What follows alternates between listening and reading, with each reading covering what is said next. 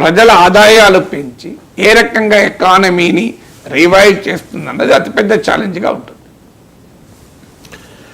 Sir ఇక next skill development కేసులో మాజీ సీఎం అంటే ప్రస్తుత సీఎం మాజీ సీఎంగా ఉన్నప్పుడు చంద్రబాబు నాయుడిని జగన్మోహన్ రెడ్డి సీఎంగా ఉన్నప్పుడు అరెస్ట్ చేశారు. సో చంద్రబాబు నాయుడు అధికారంలోకి వచ్చిన తర్వాత జగన్ అరెస్ట్ చేస్తారు అని చెప్పి చాలా ప్రచారం నడిచింది. కానీ ఇప్పటి వరకు అయితే అరెస్ట్ చేయలే. నిన్న న్యూ ఇయర్ సందర్భంగా రాష్ట్ర ప్రజలకు శుభాకాంక్షలు చెబుతూ కొన్ని కామెంట్స్ చేశారు సార్ చంద్రబాబు నాయుడు గారు. అని చెప్పింది జగన్పై చర్యకు సెకీ ఒప్పందం ఒక లడ్డు లాంటి అవకాశము అని చెప్పి, అయినా మేము కాలు దువ్వడం లేదు,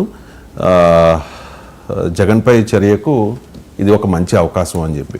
సో లడ్డు లాంటి అవకాశాన్ని చంద్రబాబు నాయుడు ఎందుకు వినియోగించుకోవడం లేదు? ఇది కక్ష సాధింపు అని కాదు, ఖచ్చితంగా ప్రూవ్ అయితే కనుక జగన్ జైలుకి వెళ్లాల్సి ఉంటుంది కదా సార్. అంటే లడ్డులో అదాని కలిశాడు కదా, లడ్డు ఎప్పుడు తీయగా ఉంటుంది, అదానికి కలవనంత కాలం తీయగా ఉంటుంది. అదానికి కలిసాక లడ్డు తీయగా ఎట్లుంటుంది, లడ్డు ఘాటుగా ఉంటుంది కదా. సో అది సమస్య. చంద్రబాబు నాయుడు సగం స్టోరీ చెప్పాడు. నిజమే, జగన్మోహన్ రెడ్డి పైన ఈ సిక్కి ఒప్పందం లడ్డు లాంటిది. అంటే ఇప్పటిదాకా మనకు చెప్పింది ఏంటంటే అధ్యయనం చేస్తున్నామని చెప్పారు. అంటే ఇవాళ లడ్డు లాంటివి అంటున్నారంటే అధ్యయనం అయిపోయింది. అధ్యయనం అయిపోతేనే అది లడ్డు లాగా ఉంది అని అర్థమవుతుంది కదా. అధ్యయనమే జరిగిండకపోతే లడ్డు లాంటిది అని అర్థం కాదు. సో అందువల్ల చంద్రబాబు నాయుడు చెప్పింది నిజం. సిక్కి ఒప్పందం ఎందుకంటే 1750 కోట్లు ఆంధ్రప్రదేశ్లో చెల్లించాము ముడుపుల రూపంలో అన్నది వాళ్ళపైన ఆరోపణ. దానికి డిపార్ట్మెంట్ ఆఫ్ జస్టిస్ మన దగ్గర కాదు, అమెరికాలో, అలాగే యుఎస్ సెక్యూరిటీస్ కమిషన్ డీటెయిల్డ్ ఆధారాలతో ఈవెన్ మెయిల్స్ను ఫోన్ సంభాషణలు కూడా ఇంటర్సెప్ట్ చేసి కాంక్రీట్ ఎవిడెన్స్తో, ఎందుకంటే మన దగ్గర లాగా 5% 6% కన్విక్షన్ రేట్ ఉండదు. అమెరికాలో ఒక కేసు పెట్టారు డిపార్ట్మెంట్ ఆఫ్ జస్టిస్ అంటే చాలా హై కన్విక్షన్ రేట్ ఉంటుంది. అంటే అంత ఆధారాలు పకడ్బందీగా సేకరించుకుంటారు. సో అలాంటి కేసు ఉండగా జగన్మోహన్ రెడ్డి లడ్డు కాకపోతే ఏమవుతుంది కేసు? అది డెఫినెట్గా లడ్డు లాంటి కేసే. ఎందుకంటే గౌతమ్ అదాని ఎప్పుడు కలిశాడు, సాగర్ అదాని ఎప్పుడు కలిశాడు, ఎప్పుడు నిర్ణయాలు తీసుకున్నారు. ఈవెన్ ఫైనాన్స్ డిపార్ట్మెంట్ వాళ్ళు, ఎనర్జీ డిపార్ట్మెంట్ వాళ్ళు ఈ ఒప్పందము నష్టదాయకము, ఈ ఒప్పందం కాస్ట్లీ అవుతుంది, 25 ఏళ్ల వరకు మనం అగ్రిమెంట్ చేసుకోకూడదు. ఇవాళ ₹2.49 ఉన్న సోలార్ పవర్ 25 ఏళ్ళు అంటే చాలా లాంగ్ పీరియడ్, అది ధరలు పడిపోతాయి. ఇప్పుడు అంత పవర్ కూడా మనకు అవసరం లేదు అని క్లియర్గా అటు ధరలు పడిపోతాయి, 25 ఇయర్ అగ్రిమెంట్ చేసుకోవద్దు అని ఫైనాన్స్ డిపార్ట్మెంట్ వాళ్ళు.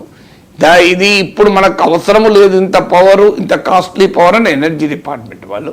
ఫైళ్ళ పైన రాసినాక కూడా క్యాబినెట్ ఏ రకమైన చర్చ లేకుండా, ఏ రకమైన రీజనింగ్ లేకుండా ఒక్క మాటలో ఫైనాన్స్ అండ్ ఎనర్జీ డిపార్ట్మెంట్ల అభ్యంతరాలని క్యాబినెట్ తోసిపుచ్చింది. క్యాబినెట్ ఓవర్ రూల్ అని మాత్రమే మినిట్స్లో ఉంది. ఇది కూడా రాయిటర్స్ రిపోర్ట్ చేసింది క్యాబినెట్ మినిట్స్తో సహా. సో అందువల్ల ఖచ్చితంగా ఇది లడ్డు లాంటి చంద్రబాబు నాయుడు అన్నది నిజం. మరి లడ్డు ఎందుకు వాడతలేడు? దీనికి కారణం ఏంటి? లడ్డు వాడకపోవడానికి చంద్రబాబు నాయుడు ఔదార్యం కారణమైతే అంతకు మించిన అసమర్థత ఇంకోట్లేదు. ఎందుకంటే కక్ష సాధింపు కాదు, ఇది చట్టం తన పని తను చేసుకుంటూ పోవాలి కదా. చట్టాన్ని అమలు చేయడంలో, ప్రత్యర్థులపైన అమలు చేయడంలోనే ఇంత భయపడితే చంద్రబాబు నాయుడు సొంత పార్టీ వాళ్ళపైన అమలు చేయలేదు అంటే నేను అర్థం చేసుకుంటా. రాజకీయ ఒత్తిళ్ళు ఉంటాయి. ప్రత్యర్థి పార్టీ తన ప్రధాన శత్రువుపైనే ఆ చట్టాన్ని ప్రయోగించాలని అవకాశం వస్తే ఊరుకుంటున్నాడంటే దాన్ని ఏమనాలి? దాంట్లో ఏమన్నా క్విట్ ప్రోకో ఉందా అని జనం రేపు అనుకోరా? అంటే చంద్రబాబు నాయుడు మీద జగన్ ఏమన్నాడు, జగన్ పైన చంద్రబాబు నాయుడు ఏమన్నాడు, మనల్ని పిచ్చోళ్ళని చెప్తారు అంతే వీళ్ళు. అల్టిమేట్గా ఏం కాదు, చంద్రబాబు నాయుడు పైన కేసులన్నీ రాజశేఖర రెడ్డి ఉపసంహరించుకోలేదా? జగన్మోహన్ రెడ్డి పైన ఉన్న ఏ కేసు 2014-19 కాలంలో ముందుకు పోయిందో చెప్పండి. చంద్రబాబు నాయుడు రాజశేఖర రెడ్డి ప్రతిపక్ష నేతగా ఉన్నప్పుడు చంద్రబాబు నాయుడు పైన చాలా కేసులు పెట్టాడు. అవన్నీ విత్డ్రా చేసుకున్నాడు సీఎం అయ్యాక.